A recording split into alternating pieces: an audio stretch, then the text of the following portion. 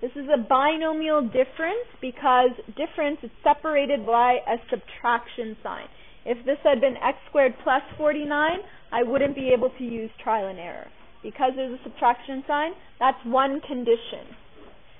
You also have to be able to take the square root of both sides. X squared, the square root of x squared is just x times x. That's how I break down my a term. The square root of 49 is 7 times 7. So if you can take the square root of both sides, you can use trial and error. Okay. So what do you notice about this equation? What is missing? What is missing from x squared minus 49? Jamie? Yeah, there is no b term. What's a way to say mathematically that we don't have something? Nothing is there. Yep. 0. Good. So when I cross multiply, 7 times x is 7x. 7 times x is 7x. Usually they have to add or subtract to my sum. But because b is 0, that means my sum is always 0. For difference of squares situation, the sum is 0. And the only way to get 0 is to make one of them positive and one of them negative. One has to be positive, one has to be negative. So, final answer is x plus 7, x minus 7. And difference of squares usually always in the form x plus a number and x minus the exact same number, okay? That's a difference of squares situation. We can get more complicated difference of squares questions. For example, 25x squared minus 81.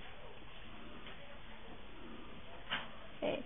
Can someone tell me what is the square root of 25?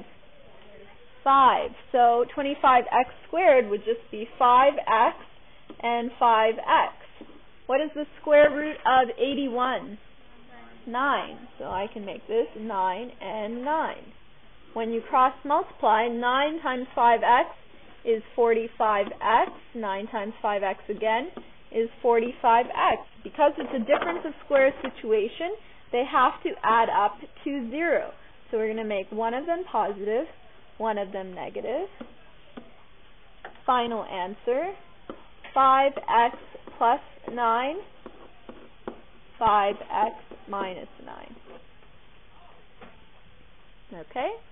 So over and over and over again, you're going to be expected to use trial and error.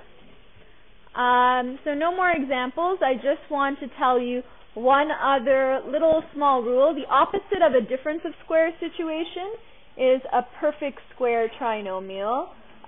Ignore the graphs for this. We don't really need the graphs. So if I had x plus 7 times x plus 7, or 2x minus 7 times 2x minus 7, and after I did trial and error, I realized that both binomials are exactly the same. This is called the perfect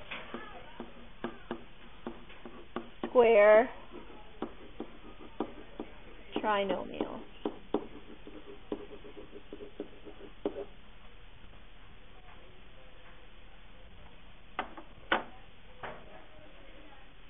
So that is it for today.